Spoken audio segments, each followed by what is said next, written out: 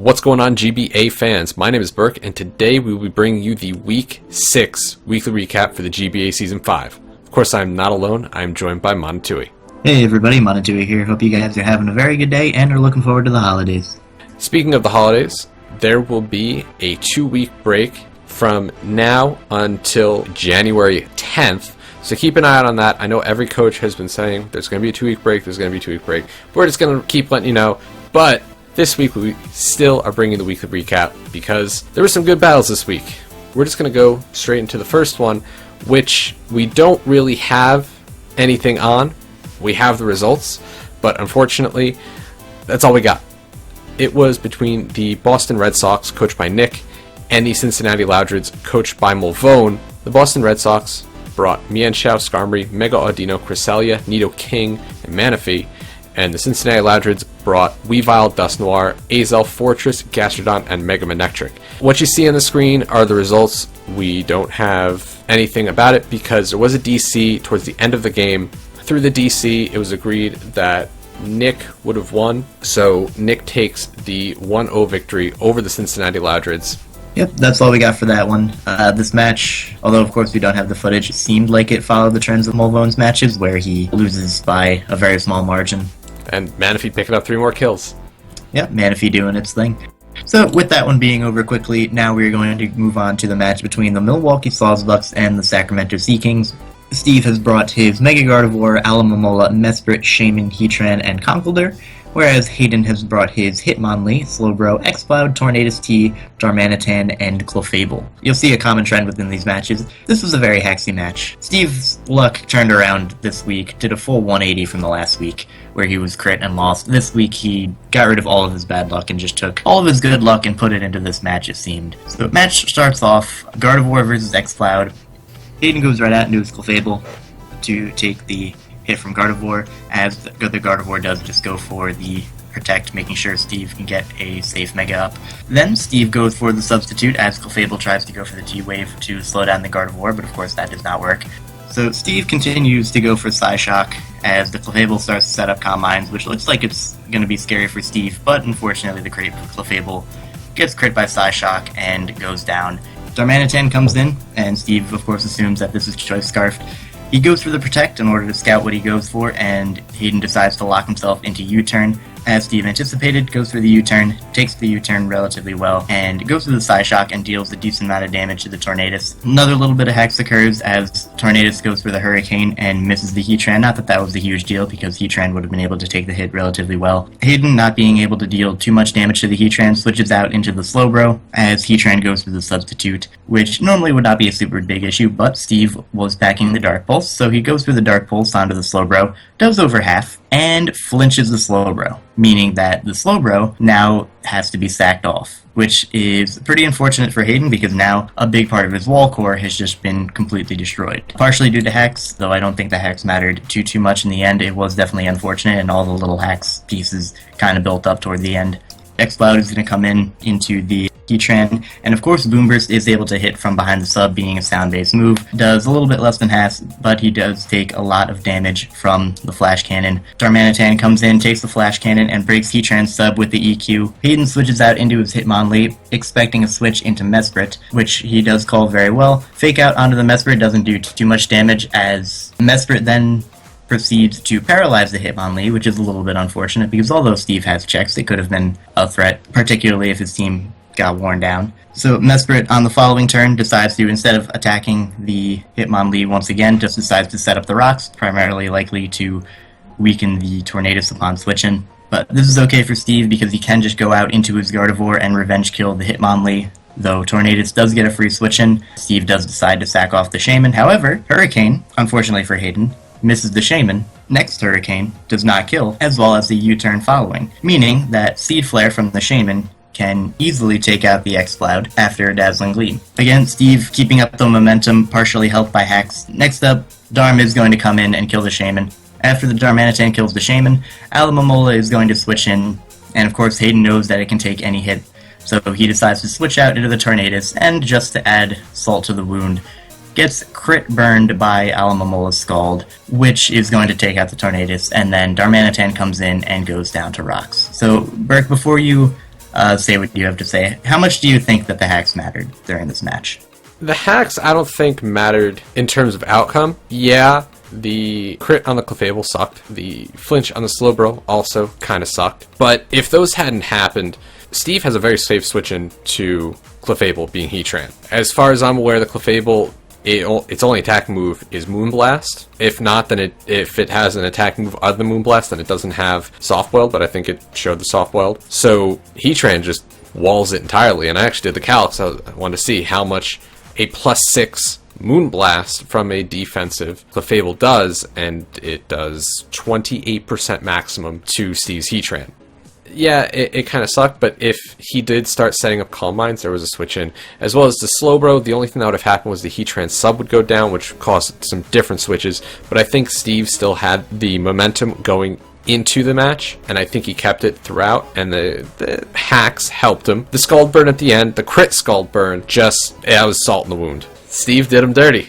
I thought it was a very good match played by Steve. I think he brought the sets he needed to, he executed his plan very well, and Steve picked up his first win, and I'm very happy for him. Because I'm very happy as well. Probably should be at least 2-4 right now, but he's 1-5, and I think one of the big problems, though, that I still see Hayden having is he's bringing relatively standard sets still, and he's not predicting different move sets from his opponent. But no, great game by Steve, and I hope after the break he can keep up the momentum. He's trying to go 7-5. Maybe he can get there. Alright, moving on. We have the Pittsburgh Piratas versus the New York Yankees. Tup brought Celebi, Excadrill, Arcanine, Jellicent, Ambipom, and Thundurus, and Shady brought Miss Magus, Melodic, Mega Venusaur, Jirachi, Sharpedo, and Rotom H. Shady is bringing almost the exact same Jirachi set as last time, except now with Zen Headbutt instead of Iron Head. And he also brings a Sharpedo, which, I know this was the battle between the Fire, Water, Grass cores, but you look at Tup's Fire, Water, Grass core, and it's weak to two types, being Water and Dark, and what better Water Dark type than Sharpedo to try to pick apart that Fire, Water, Grass core. The match starts out with Thundurus and Rotom H.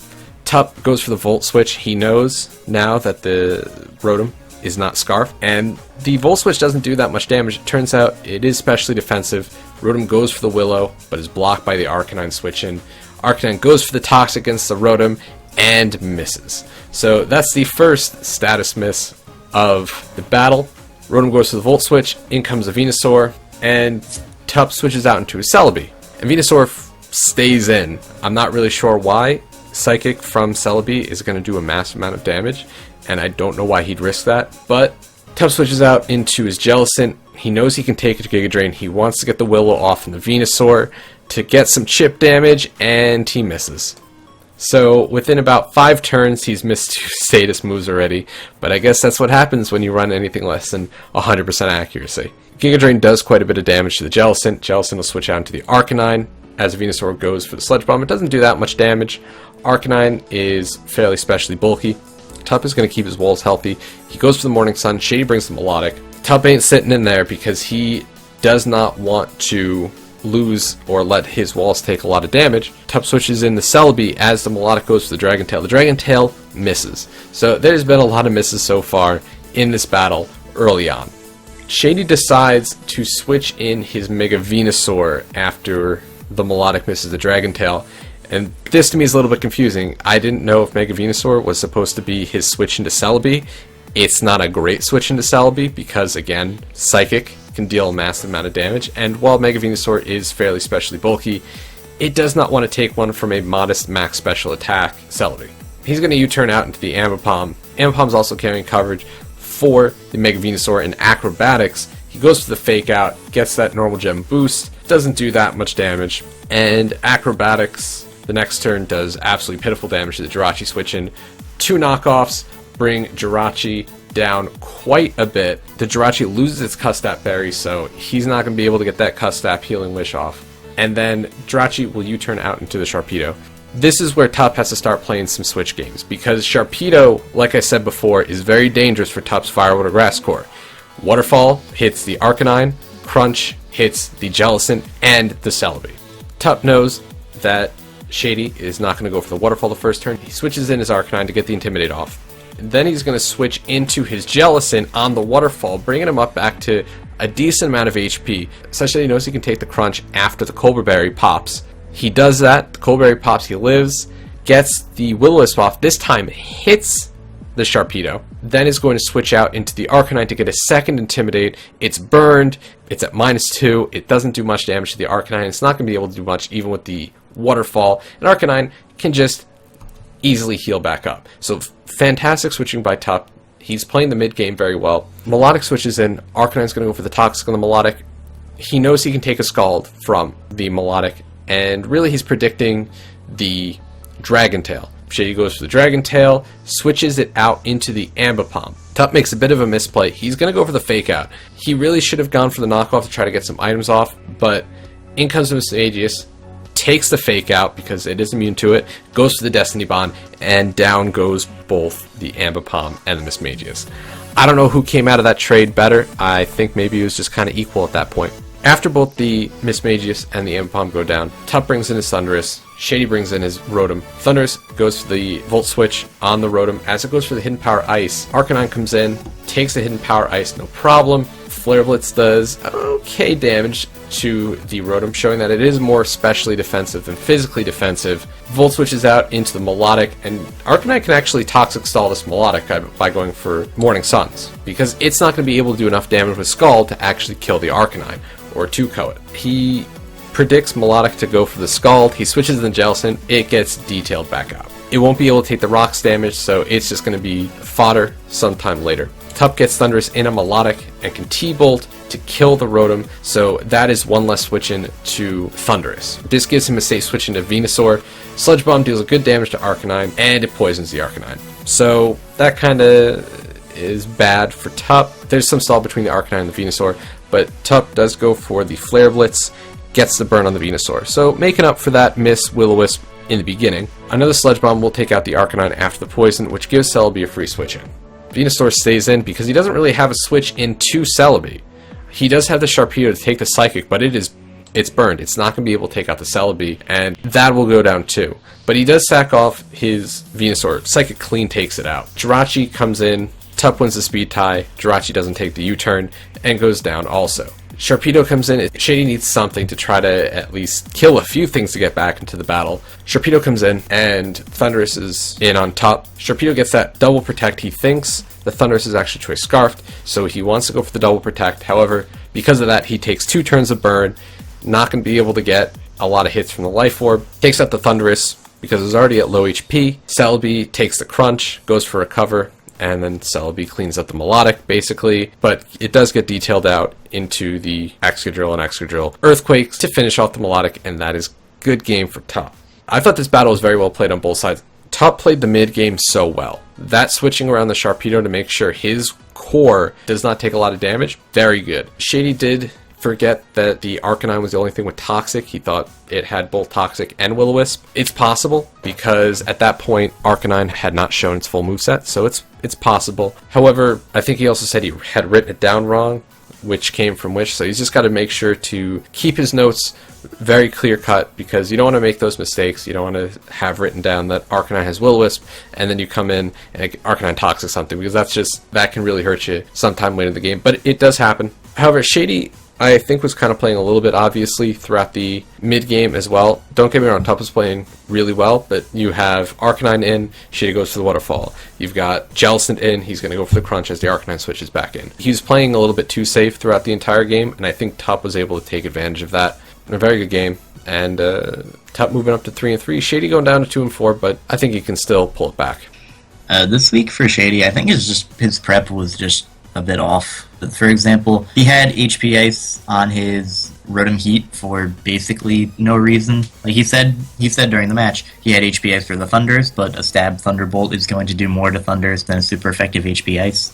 It seemed like he recycled a couple sets from previous weeks that worked at the time, but didn't really work this week. Like he had Rain Dance Melodic for 2 reasons. I believe 1, to lower the amount of health gained back from Morning Sun for Tup's Arcanine, and to shut down potential Sandstorm. But the things that benefit from the sand, being Excadrill and Mega Tyranitar, kind of are dealt with by Melodic anyway, so there's no real reason to get rid of the sand. Plus, Tup has safe switch-ins into Celebi and Jellicent anyway on the melodic. I really don't see the point of adding Rain Dance there. If there was something else that he was thinking it would work against, then okay. His play wasn't really bad, his prep was just off and kind of odd.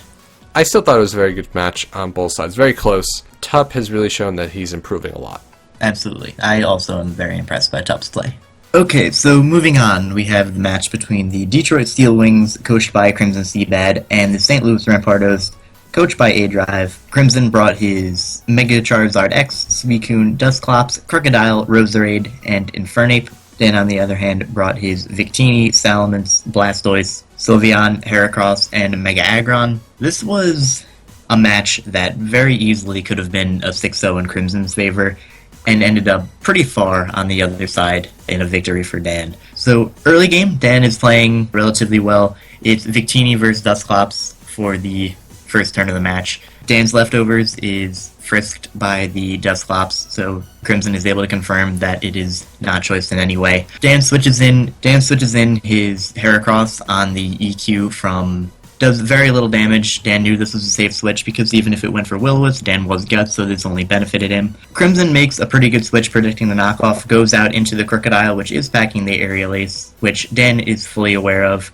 Dan decides to switch out into the Aggron, make kind of a ballsy switch, but also a pretty smart switch into the Mega Aggron, which has not Mega evolved yet, takes the Aerial Ace like it is nothing. A little bit later on, Suicune comes in with its only recovery and rest, and looking at Dan's team, especially going through Dan's team builder, Suicune is just a major issue to Dan. His Victini is not carrying Bolt Strike. His Blastoise can haze potential setup Calm Mind Suicune, but as we learned later on, it was not set up. Sylveon is Scarfed, cannot do too much with Hyper Voice. The only thing he really has to reliably take it on, and I'd say reliably a little bit loosely, is the Heracross. Moving back to the match, we have a Blastoise switching in on Suicune. Blastoise then gets thrown out because of Roar. He's forced out into his Heracross. This confirms to Dan that it is not a setup Suicune because it would be kind of weird to have Calm Mind and then Roar and then have your other moves mixed up between Rest, Sleep Talk, Scald, etc.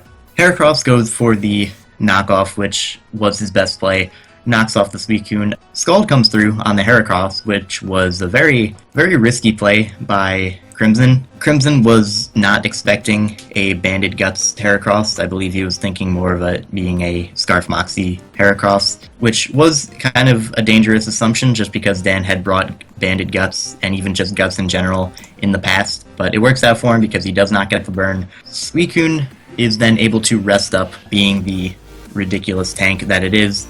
Dan does go out into his Blastoise, can't really do too much to the Suicune. All he really can do is Scald and eventually Toxic when it is not asleep. Sleep Talk is going to go off multiple times, scalds the Heracross switch and almost kills it, once again does not get a burn. Dan decides to leave his Heracross in on the Suicune, which I think was a pretty big mistake, though again he didn't really have too many other options.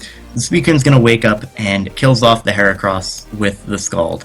And this is really his only good check to this thing gone. After that, Sylveon is going to switch in, and this is the part where Dan decides to switch out into the Dusclops. Frisk the Choice Scarf, so Frisk coming in very handy, and he's able to take the Hyper Voice with relative ease. This is especially defensive Dusclops. It's not going to be taking too much damage from the Hyper Voice. So Dusclops can stall out the Sylveon with Pain Split, also has Toxic to wear it down. The Sylveon is worn down very low until Dan decides to switch out into his Blastoise on an incoming Earthquake. Problem with this is that Blastoise is rest fodder for the Suicune, like it gets a free heal pretty much anytime the Blastoise is in, so that is exactly what Crimson decides to do. He just switches out into the Suicune, gets crit, but is, fortunately for Crimson, not burned, so he is able to live and then is able to rest up on Blastoise's Rapid Spin. And once again, this Suicune is just proving to be a major issue to Dan. From this point on, it's just a lot of Suicune being fat, and Dan kind of losing hope in the match, though he keeps his head. He is slowly losing his spirit. So a little bit after, Suicune is going to click Scald 3 separate times and get 3 burns in a row. Once on the Salamence, once on the Mega Aggron, and once on the Blastoise. A little bit later on in the match, Dan is able to heal Bell with his Sylveon, which was good for him, as he then switches out into the Blastoise as it gets Pain Slitted on, gets a little bit of HP back. This is the part where Dan's last chance to come out on top comes into play.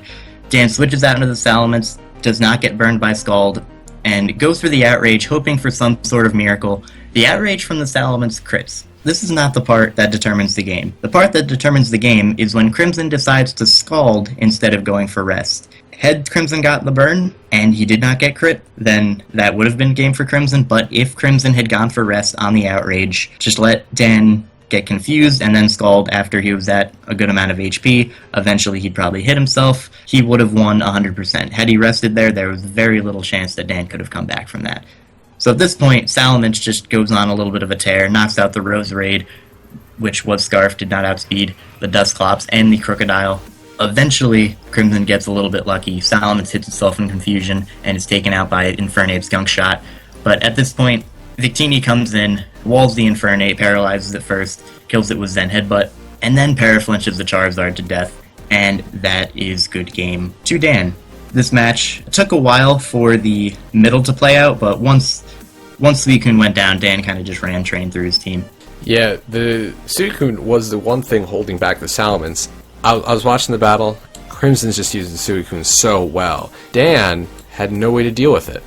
And I say no way to deal with it because, yes, Heracross is a choice-banded Guts wall breaker. You could have dealt with the Suicune, but that wasn't the best thing he had for it, especially if it's physically offensive Suicune. You've got a Jolteon on your team. Granted, maybe he didn't have room for it this week. I've never seen Dan get so frazzled by a match. You could tell that Suicune was wearing on him. It was wearing on him a lot. I guess it's just a lesson. Do not forfeit midway through a match. Because as you can see, he almost got 6-0'd and was able to bring it back to a 3-0. Granted, through a misplay by Crimson. But still, I'm glad he didn't forfeit, just because that would have been an anticlimactic end to the battle. I don't think Dan planned as well as he has in past weeks. I know he can disagree and say he planned as well as he could have. But I don't know, there was just something off. You know your opponent has a Suicune, physically defensive. You don't know if it's going to be set up. You've got ways to deal with the setup, but then no ways to kill it after you've stopped the setup. So that to me was a little bit odd in planning. Crimson, if he had brought a Scarf Ape, probably still could have won, but Scarf Roserade's not going to be able to outspeed a Scarf Salamence, and that's just going to be game for Dan. I think he is going to prep better for future matches, as he has been doing the entire season. So the next match is the San Francisco Arcaniners, coached by George, versus the Arizona Deoxys, coached by Gubbs. George brought Mega Lopunny, Gothitelle, Scizor, Rotom, Bronzong, Umbreon. And Gubbs brought Talonflame, Lucario, Thundurus T, Gliscor, Poliwrath, and Frostlass. There's that Poliwrath. He made the trade for Poliwrath last week. It's not a great Pokemon for his team, but he needed it for George. He needed something to stop Crawdaunt. Poliwrath is a hard counter to Crawdaunt. So, there it is. But to start out, there is Mega Lopunny versus Frostlass. Mega Lopunny goes for the Fake Out, but Frostlass can protect. He switches out his Mega Lopunny to the Scizor on the D-Bond from Frostlass, trying to catch it. But I'm pretty sure the Frostlass was sashed, so I don't really know what the D-Bond was going to do. Maybe catch it on a 2-ko. Frostlass goes for the spikes. Scizor U-turns, and now the sash is broken, which means Mega Lopunny can come back in, take out the Frostlass without having to worry about a Destiny Bond or anything like that. So Mega Lopunny comes in. Poliwrath, because it's physically defensive, can take a hit from the Mega Lopunny. Fake Out does fairly minimal damage, and Rotom comes in to take any move from the Poliwrath. Circle Throw obviously cannot hit it, and Rotom sets up the sub. Thundurus comes in, thinking it's going to take a Volt Switch from the Rotom, but of course it sets up that sub. Dark Pulse breaks it very easily, and then Rotom misses the Willow. And it seems Will-O-Wisp cannot hit this week. Thundurus Volt switches out into Lucario as George switches in his Umbreon, and Gubbs is keeping up the offensive momentum. This is a big thing for Gubbs for all his matches that he needs to do. He needs to keep up the offensive momentum because he does not have a defensive team. So he's going to keep up the offensive momentum very well. Lucario Nasty Plots as the Rotom switches back in. George was thinking it was possibly a physical set. He could probably burn it, do something to it, but it's a special set with Nasty Plot, and Dark Pulse destroys the sub because Rotom was actually max speed. It was max speed, max HP, so very interesting set. Destroys the sub, Discharge doesn't para. Unfortunate, kinda, not really. The next Dark Pulse just destroys the life of Rotom. But Rotom was a good switch into Talonflame. It's not there anymore. Goth comes in, its Choice Scarf can outspeed and kill with a Psyshock, and it does. Talonflame is going to try to revenge it. It comes in, goes for the U-turn. Bronzong is now the dedicated switch in. It's actually heat-proof Bronzong to take any hit from the Talonflame. Very good planning on George's part. U-turn, deals quite a bit of damage, reveals that the Talonflame is actually a life orb. Glisker comes in. Gubbs knows that Bronzong has to be heat-proof. It can't be at Levitate because then it can't wall the Talonflame because Flare Blitz will just kill it. So he can bring in the Gliscor. Umbreon switches in. The Gliscor actually goes for the U-turn. Poliwrath comes in. That kind of loses offensive momentum for Gubbs. He has all this offensive momentum, but as soon as he switches into something that's defensive in nature, he's going to lose that offensive momentum. It's his one thing to reliably take on the Umbreon because it does get Circle Throw, can switch it back out. He goes for the Circle Throw, and of course, wouldn't you know it, brings in the best possible thing for George, being the Gothitelle.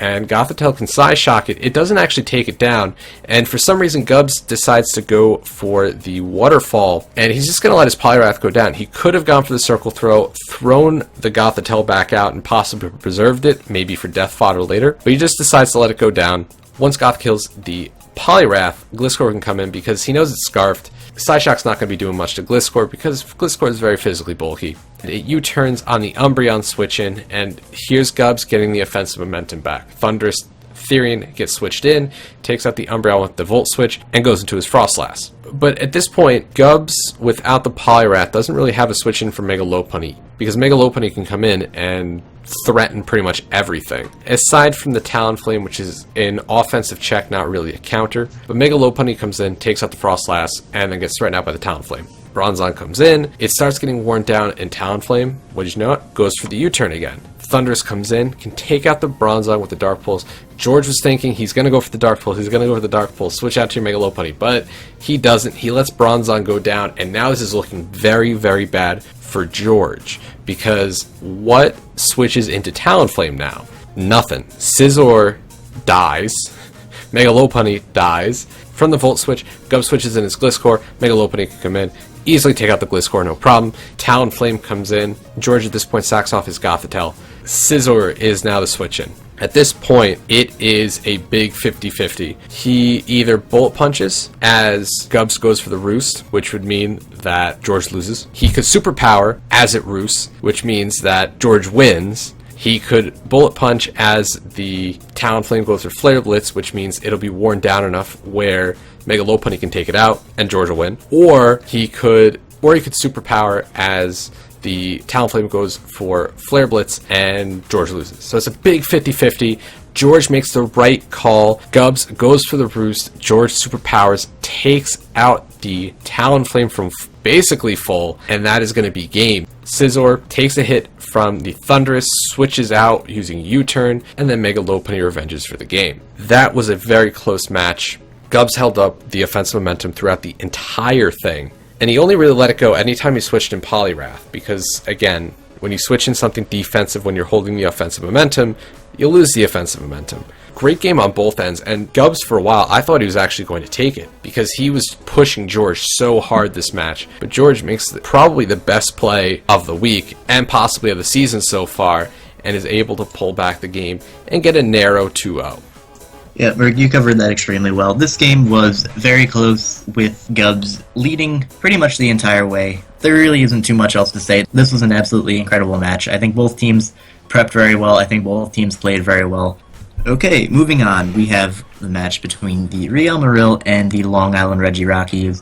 Miguel is bringing Mammothline, Ferrothorn, Greninja, Braviary, Seismitoad, and Gourgeist, whereas Nips is bringing his Mega Slowbro, Whimsicott, Diggersby, Gengar, Feraligatr, and Excelgor. Before we get into this battle, you will see the stats on the screen say there were two things on Miguel's team that got kills, being the Greninja and the Seismitoad, each getting one kill. It's not an error. I know if I don't say this now, there's going to be people in the comment section saying the whole slide is messed up because there's not enough kills on Miguel's side. Greninja got one kill, Seismitoad got one kill, 3 of Nips's Mons went down to Toxic Spikes, and Whimsicott killed itself with Memento. Toxic Spikes don't count as a kill for the Pokemon that set them up. Hazards in general do not count for the Pokemon that set them up. So it is not an error that Miguel only has 2 kills. Yeah, that is correct. Thank you for clearing that up, Berk. Anyway, onto the match. Miguel immediately sees that Nips does not have Gligar, meaning that Nips has absolutely no way to remove hazards. So Miguel's plan, much like he stated in his team builder, was to just hazard stack Nips. Game leads off Excelgor versus Braviary.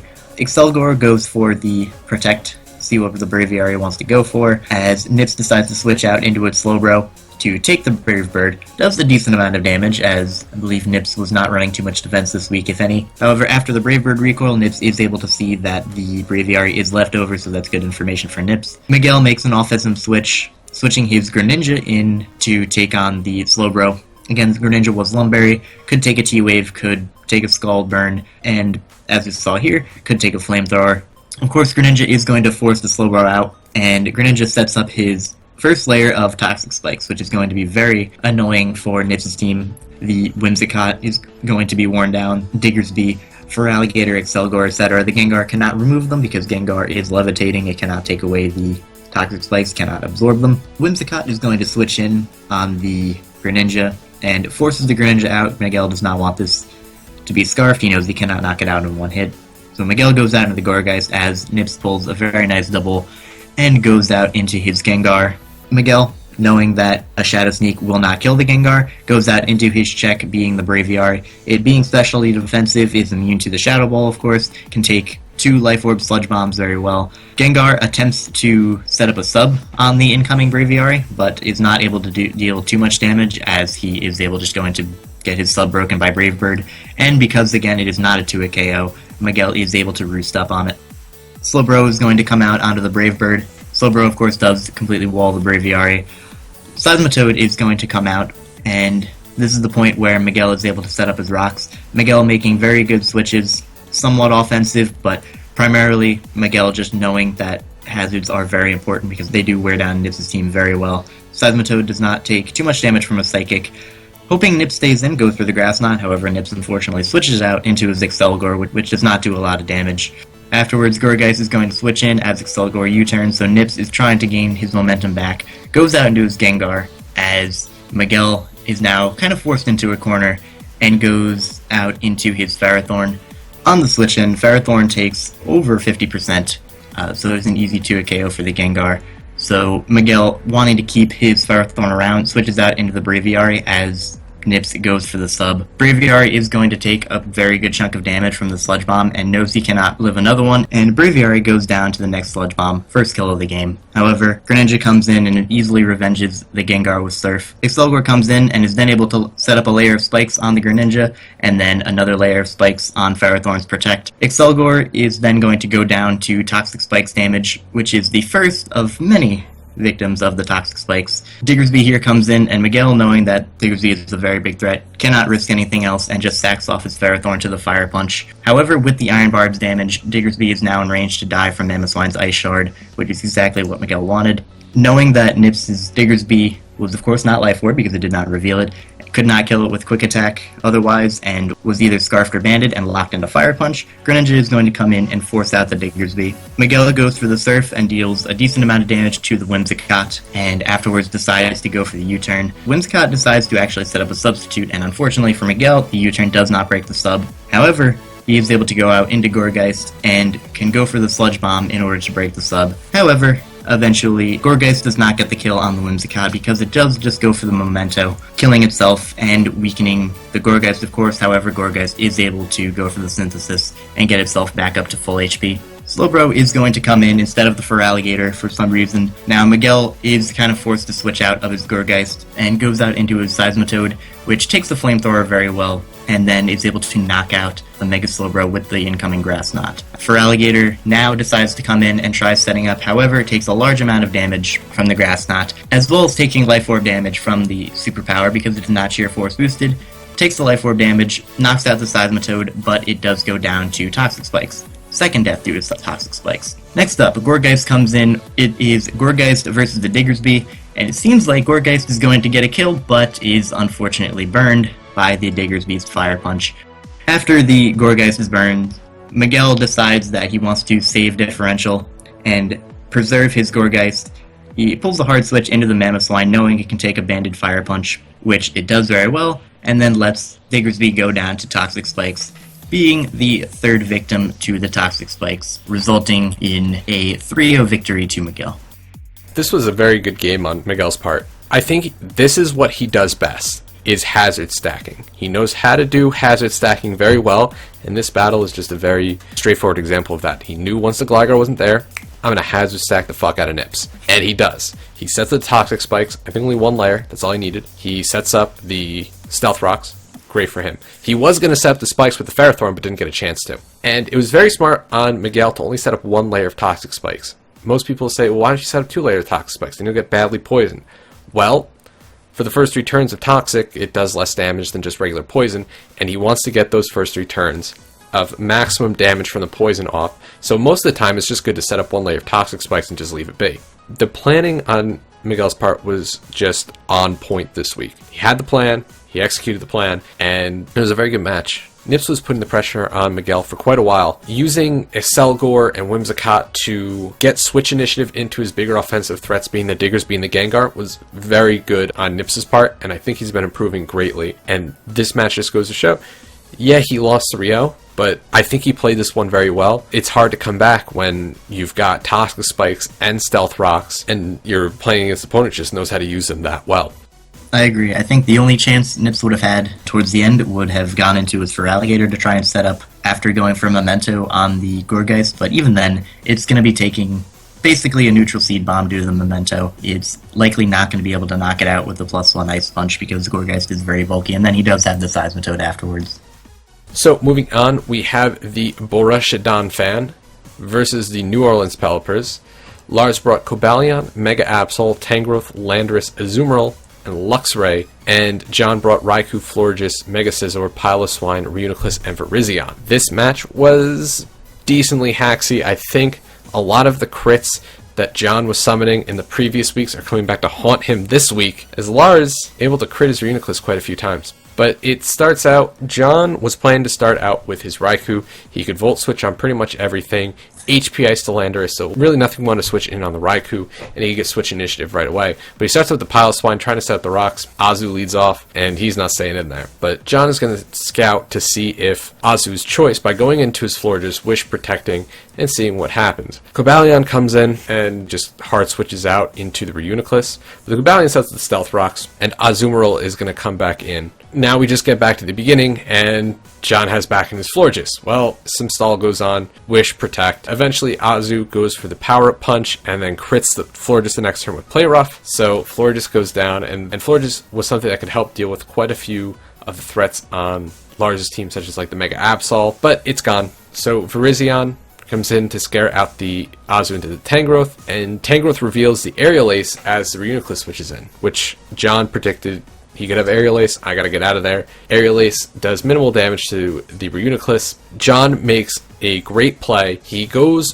for the Signal Beam, predicting the switch out into the Mega Absol, killing it from full. Mega Absol was Lars's best way to deal with Reuniclus, and now it's gone. Reuniclus is very similar to last week. It is Regenerator. It's AV Regenerator. I think max physically defensive just to be able to really tank hits and switch around. It just had a bunch of coverage moves. It wasn't actually carrying Focus Blast, and Cobalion actually is a fairly safe switch in, although Lars didn't know it at the time. Luxray comes in, goes for the Toxic. He knows that the Reuniclus is regen, so he's going to try to Toxic it, get some damage off on it, but the Piloswine switches in, takes the Toxic, so now it's not going to be able to wall as well as it can. Luxray switches out into the Cobalion as the Piloswine goes to the Icicle Crash, expecting the Tangrowth to switch in. He should have gone for the EQ. He knows he's not really going to be able to do much to Tangrowth besides maybe get an Icicle Crash on the switch, and he's going to be forced out anyway, and Tangrowth can just switch back out because it's Regenerator, whereas the Cobalion,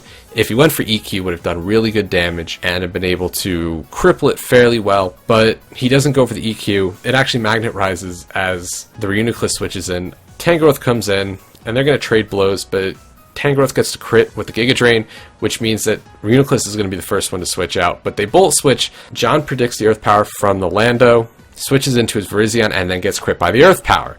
So he can't catch a break right now, and that crit Earth Power is going to come into play later. Hidden Power Ice deals good damage to the Tangrowth.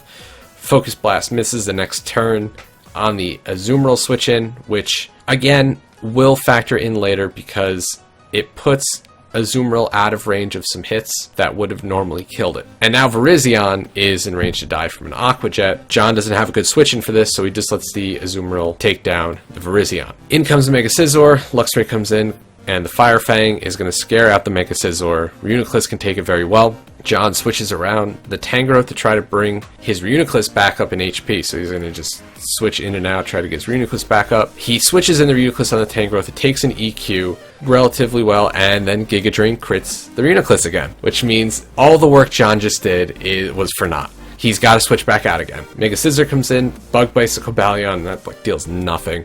And Cobalion reveals the Hidden Power Fire. John knew he could take a Hidden Power Fire, goes for the Roost to scout for it. There it is. There's more switching on John's part to try to get the Raikou in on the Cobalion. Does, and Raikou goes for the Toxic on the Tangrowth, switching. He predicts the Tangrowth to come in and goes for the Toxic. Lars does some switching to get Azu into the Raikou safely. Can Aqua Jet it. Mega Scizor can tank the hit and Roost. Luxray is going to come back in and force it out because John knows he doesn't want to take a Fire Fang, but he predicts the Reuniclus to switch in, goes for the Crunch, and that does really good damage. He's going to switch back out, and then Crunch crits the Piloswine as Piloswine sets the Stealth Rock. He's going to predict the Tangrowth to come in, and he's going to go for the Icicle Crash, the same thing he did before, and Cobalion comes in, it does nothing. Reuniclus deals good damage to the Cobalion after it switched in. Cobalion switches into the Azu. I think Lars was predicting it to switch out to get the regen back, but Azumarill is going to go down to that Psychic. Good for John, he takes down a big threat, but it's kind of late game, and John's really trying to scrape the bottom of the barrel to try to pull this back out. He's only got Raikou and Mega Scizor left. Raikou comes in, and Volt switches out into the Scizor, as the Scizor is going to SD up and see if he can pull out something. Luxray gets the Intimidate, misses the Fire Fang, which allows Scizor to 2-ko it after taking another Fire Fang. Cobalion, though, very safe switch in. Bullet Punch does not do a lot and just HP fires the Scizor to take it out. Tangrowth can wall Raikou and takes that out with an Earthquake. Good game on both ends. Lars pulling out the crits this game. Did they matter? I think all of them together mattered, not any individual one, because it really influenced the decisions John had to make, especially with how he played his Reuniclus. I think he's been playing Reuniclus like absolutely fantastic. I don't know if John, again, I can't say would John have won had the crits not happened. I have no clue. They happened throughout the entire match, and they were influencing decisions made on both sides. Altogether, though, very good match. And Lars pulling out the big 3-0 win, bringing himself back up to 4-2, and John down to 4-2. And as John explained in his video, this was a much closer match than the score describes. It says 3-0 here. If the Tangrowth were worn down a little bit more, Raikou would have swept through the rest of Lars' team. So this was a very close match, I agree. But overall, this was an absolutely great match, very entertaining to watch, and I do think the Pelipers are going to come back. They are still in a very tight playoff race, and I do think they're going to come back very strong. Yeah, it's actually kind of interesting. John's following a pattern. He's broken the season down to thirds. First 4 games, second 4 games, and third 4 games. In his first 4 games, he won the first, lost the second, won the third and fourth. In the second 4, he's won his first, he's lost his second. I think he's going to come back and win his third and fourth. Moving on to the next match we are going to go over. Match between the Atlanta Hellluchas and the San Francisco Giants. The Hellluchas and Fizz are bringing Tyranitar, Stoutland, Starmie, Chestnut, Togekiss, and Doublade, whereas the Giants and Geo are bringing Latias, Hippowdon, Vaporeon, Manectric, Entei, and Megapincer.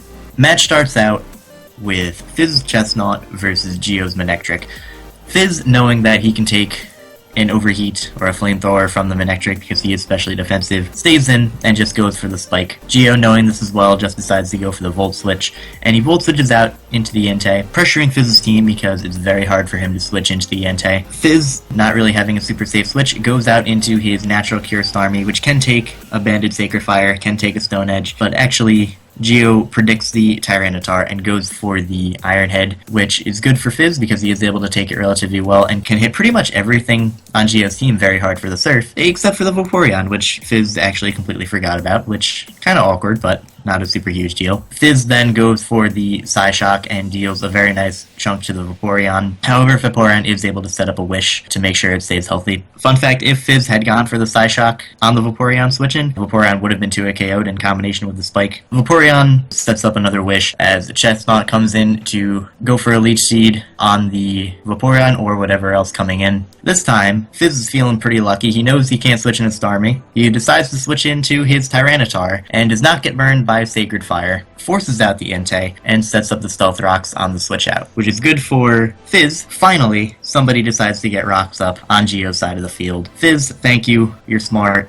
I appreciate that. Geo pulls the switch into Latias as Fizz switches into a Chestnut and takes an Ice Beam from the Latias. Latias, revealing to be Life Orb, does a pretty good chunk of damage, over half, but does not kill, and Chestnut is able to get a Leech Seed off onto the Latias.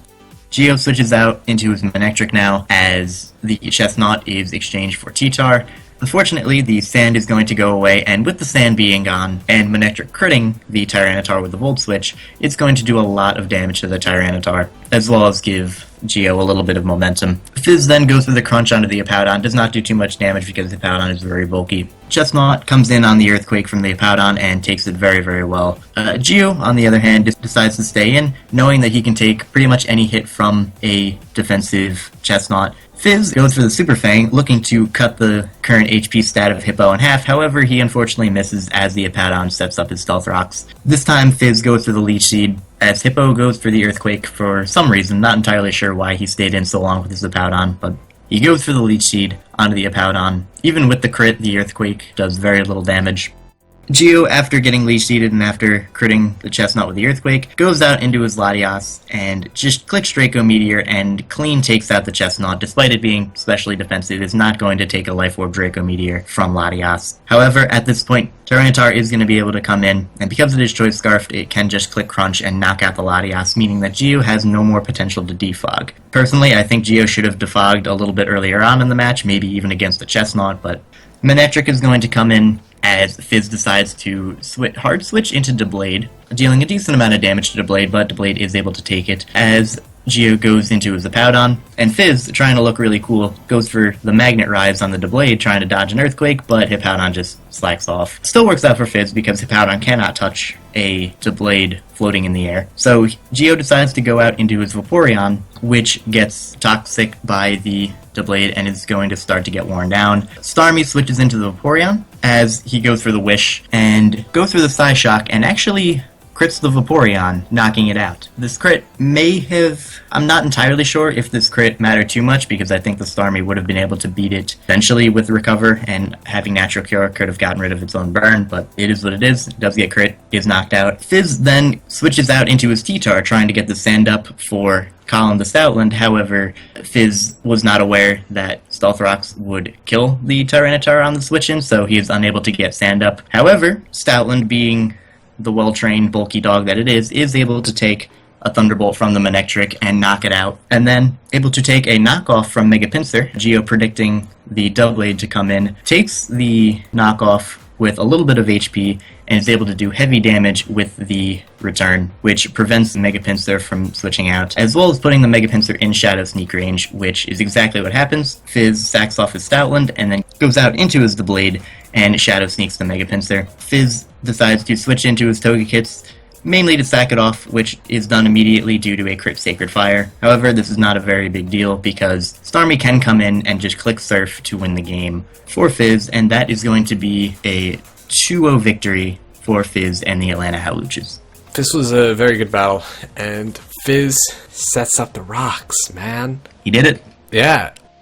I think if Geo decided, instead of, going for Ice Beam against the Latias, instead he tried to defog away the rocks, this might have been a different battle, because then without the rocks, Entei and Mega Pinsir, they've got their switch-ins, because once the Mega Pinsir took the return, it can't even switch out because the rocks are going to take it out. And Entei, when it switches in, it's going to be taking heavy damage, and also, when it kills the Togekiss, it can't switch out because the spikes plus the Stealth Rocks will take the Entei out when it switches back in.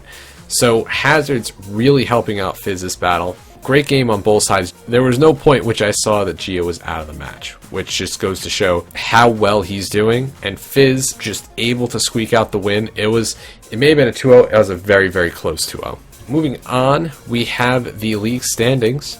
Who is winning in the league? In the Kanto Conference Red Division, at number 1, we have the Atlanta Holuchas, 5 wins, 1 loss, with a plus 10 differential. They are doing absolutely fantastic. And right behind him, New Orleans Pelipers, 4 wins, 2 losses, with a plus 4 differential. At number 3, we have the New York Yankees, 2 wins, 4 losses, with a minus 6 differential. And trailing, we have the Detroit Steel Wings, 0 wins, 6 losses, and a minus 16 differential. Fizz and John starting to pull ahead. Shady needs to start racking up some wins if he wants to catch up. And Crimson, he needs to have a real amazing post-break win streak to get back into the race. Yes, and moving on to probably the closest division that we have so far. We have the Blue Division with Dan and Lars, coaches of the St. Louis Rampardos and Borussia Donphan, both tied at 4-2 with plus 7 differentials. And then trailing right behind them, we have gym leader Gio of the San Francisco Giants with a 3-3 record and a plus 3 differential. Tied with him, we have Old Man Tup of the Pittsburgh Piratas with a 3-3 record with a minus 3 differential. This definitely, like I said, probably the most competitive as far as standings are concerned. Really, we could still see pretty much anybody pull out on top. Dan just slightly ahead of Lars because he did win against Lars, and I know there's been some confusion on how do the standings work, and so I'll just briefly mention it now. Wins, most important. Differential, second most important, and then head-to-head, third most important. So Dan ahead now because he has won against Lars, but they do have the same differential. Moving on to the Johto Conference, though. In the Gold Division, we have the Boston Red Sox, 4 wins, 2 losses, and a plus 7 differential. In second, we have the Long Island Reggie Rockies, 3 wins, 3 losses, and a minus 3 differential. In third, we have the Arizona Deoxys, 2 wins, 4 losses, and a minus 10 differential. And in last, we have the Milwaukee Bucks, 1 win, 5 losses, and a minus 6 differential. In the Silver Division, we have the Real Maril with a 5-1 win-loss record with a plus 14 differential. Closely following him, we have the San Francisco Arcaniners with a 5-1 win-loss record with a plus 10 differential. Then, trailing behind, we have the Sacramento Sea Kings, coached by Hayden, who are 2-4 with a minus 10 differential. And then behind him, we have Mulvone, coach of the Cincinnati Loudreds, with a 1-5 record and a minus 8 differential. Mulvone and Steve being 2 coaches that, although are in last place based off their record, are not in last place based off differential, which I think is pretty interesting. Moving on, we have the league leaders. Which Pokemon are netting the most kills this season? Well, in number 1, back at number 1, we have Manaphy of the Boston Red Sox, coached by Nick, 13 kills, 5 deaths, and a plus 8 differential. In second, we have Mega Pinsir on the San Francisco Giants, coached by Gio, 11 kills, 2 deaths with a plus 9 differential. In third, we have another Giants Pokemon, Entei, with 10 kills, 4 deaths, and a plus 6 differential. Gio still holding 2 of the top 3 spots, but Manaphy taking its place back at number 1. And after that, in fourth place, we have Mega Lopunny of the San Francisco Arcaniners, coached by George, with 9 kills and 1 death with a plus 8 differential. Then we have a two-way tie for fifth between Landers Incarnate of the Borussia Donphan and Zapdos of the Real Maril. Landers side, 8 kills, 2 deaths. Zapdos, 8 kills, 2 deaths, plus 6 differential. Then we have a three-way tie for seventh between Diggersby, Feraligatr, and Reuniclus. Diggersby and Feraligatr belonging to the Long Island Reggie Rockies, Reuniclus belonging to the New Orleans Pelipers, all of which have 8 kills, 3 deaths, and a plus 5 differential. Then in 10th place, we have Mega Gardevoir of the Milwaukee Bucks, coached by Steve, with 8 kills, 5 deaths, and a plus 3 differential. And I believe there's one more Pokemon. Berk, go. Do your thing. Also, at number 10, we have Mega Manectric on the Cincinnati Loudreds, coached by Mulvone, 8 kills, 5 deaths, and a plus 3 differential. Unfortunately, it is out of the top 10 due to naming. Up next, we have, it says next week's matches. It's not next week's matches. It's the matches in several weeks. The first match, though, is the New Orleans Pelipers, coached by John, aka Pokemon, versus the San Francisco Giants, coached by Gio. This match is hard to call, but I am going to give this one to John. I think John lost this week, and so did Gio. They both played very well, but I think John has a team matchup to really pull out the win. Again, if he is able to successfully set up the hazards on Gio. I think he can pull out the win. It's going to be a very close match again. Gio, I keep voting against Gio, but I don't have anything against him. I think he's been playing very well, but John just has that better team matchup with Mega Scizor, and actually I think Donphan can put in a lot of work because it is a semi-reliable wall to both Mega Pinsir and Entei. So I think John can pull it out, but Gio, I'm not discounting Gio from winning this one. Yeah, I'm going to agree fully. Gio's team matchup is definitely not bad against John. I think John has a little bit better of a matchup, however. Things like Hippowdon are a very big issue for John's team, however, it is dealt with by Reuniclus, by Virizion. Mega Pinsir, very difficult to switch into, but John does have a couple offensive checks, so I am going to give this one to John, with the knowledge that Gio definitely could pull this one out. Next up, we have the Atlanta Hawluchas going up against the Pittsburgh Piratas. And this is also a surprisingly pretty tough one to call. Tup has been proving himself to be a very good coach and has shown that he has improved very much this season. However, I am going to give this one to Fizzy Stardust of the Atlanta Hawlucha. He's been using his team perfectly. He has so many different gimmicks that he can choose from. Many gimmicks have already been shown off, such as Sun Sleeper, Scarfed Heliolisk with solar power, things of that nature. I think he's going to pull out on top for this one. I'm going to have to agree. I'm still on the Fizz train this week. I was on the Fizz train last week, and I actually called it right. Fizz has, I think, the team to take down Tup. Weather is not going to work against Fizz. Fizz has combating weather with Mega Charizard. Why? So I think it's going to be hard for Tup to try to do something with that. And Sand also works bad for Tup because Fizz has Garchomp with Sandveil. He's got Heliolisk with Sandveil. He's got Stoutland with Sand Rush. I don't think he can rely at all on Sandrill. It's too unreliable. It gives Fizz plenty of options for what mons he wants to bring. Plus, it gets easily shut down by Mega Charizard Y. So, I'm going to give this one to Fizz. His planning has just been, besides that one slip-up that 1 week, his planning's been on point. His playing has been even better. So, I wouldn't be surprised to see Fizz pull this one out. And being that Tup does have an Excadrill, do I think Fizz will be bringing Tyranitar? Nah.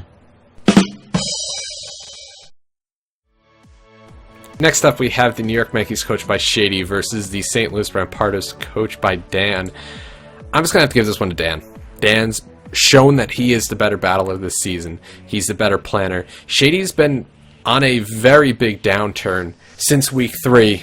Maybe after the break, he'll be able to pull it back together, but I don't see anything change for Dan. Dan has plenty of threats that Shady's going to have a problem dealing with, so I will give this one to Dan. His planning has just been great. This past week was, I think, a slip-up, and he'll pull it back this next coming match.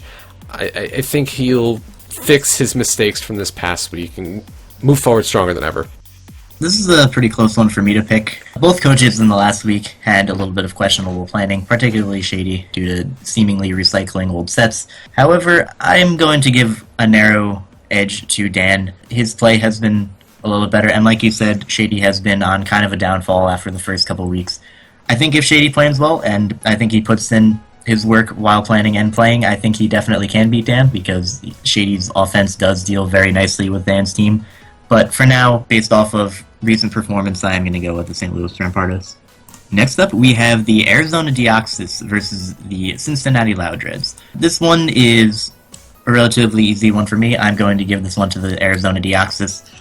Gubbs has been playing very well as of late. Even though he did lose to George, he lost basically on a 50-50 on a very, very ballsy play by George. Mulvone, we've kind of been saying the same thing about his team every week. We didn't really get to see the battle, but the results match up with the rest of the matches. His team, kind of frail, too offensive, etc. I'm going to give this one to Gubbs. I'm going to agree. This week we're agreeing on everything. I'm going to say Gubbs take this. This is going to be, I'm calling it now, this is going to be a very quick match. You got Gubbs, offensive team, Mulvone, offensive team. It's going to be a quick match. It's going to be very punch for punch, and whoever keeps with the offensive momentum is going to win this one. And I didn't get to see Mulvone play this week, so I don't know how well he was doing that. But I saw Gubbs playing this week, and if he can keep up the offensive momentum on Mulvone like he did on George this week, I see Gubbs taking this one.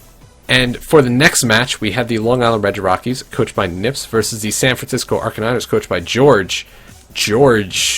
I see George winning this one. Can Nips win this one? I don't want to discount anyone and say, oh yeah, they're definitely going to lose. But George has been just absolutely dominant. Like, he lost week 1 and then has been on a 5-week win streak. Every week he's been able to pick apart defensive cores very easily. And this week he's playing against Nips, who has a Mega Slowbro, a Chansey, a Gligar. He's got all these defensive mons, and I can see George just picking apart that defensive core like it's no problem. And Nips is playing well, and he's proven that he's a very tough competitor this season. He's 3-3. And I'm not discounting Nips at all. I think he can win this one. It's going to require some pretty out there planning to really combat George. As of right now, I see George winning this one.